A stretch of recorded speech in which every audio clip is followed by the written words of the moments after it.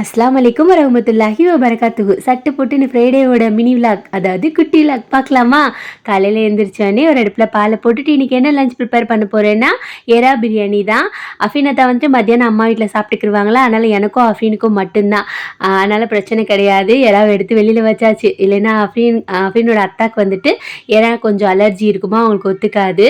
இந்த மாதிரி டைம் கிடைக்கும்போது தான் நமக்கு பிடிச்சதை நம்ம சாப்பிட்டுக்கிறணும்.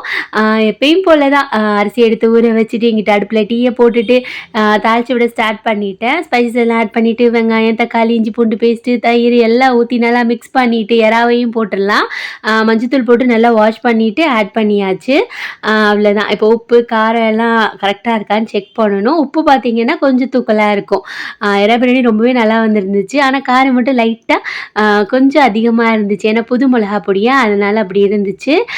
ஒரு கப் வந்துட்டு அரிசி எடுத்திருந்தேன்னா அதுக்கு 1.5 கப் அளவு தண்ணி ஊற்றிட்டு கொதிக்க விட்டுறலாம். கொதிச்சதுக்கப்புறமா அரிசி போட்டுற வேண்டியது தான்.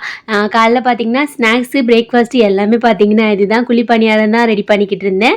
தனியாக பிரேக்ஃபாஸ்ட்டுன்னு எதுவும் செய்கிறது கிடையாது. இப்படியே வச்சுட்டு அதையே சாப்பிட்டு 2 in 1 முடிச்சிடுறது. இன்றைக்கி பார்த்திங்கன்னா சர்க்கரை, நாட்டு சர்க்கரை ரெண்டும் சேர்த்து தான் மிக்ஸ் பண்ணி குழி பணியாரம் செஞ்சுருந்தேன். தேங்காய் வந்துட்டு குட்டி குட்டியாக கட் பண்ணி போட்டோம்னா அதுவுமே இன்னமும் டேஸ்ட்டாக இருக்கும். இப்போ தண்ணி நல்லா ஓரளவுக்கு வற்றி வந்ததுக்கப்புறமா குக்கரில் மூடியை போட்டு மூடி வச்சோன்னு வைங்களேன், நம்ம எறா பிரியாணியும் ரெடி ஆயிடுச்சு.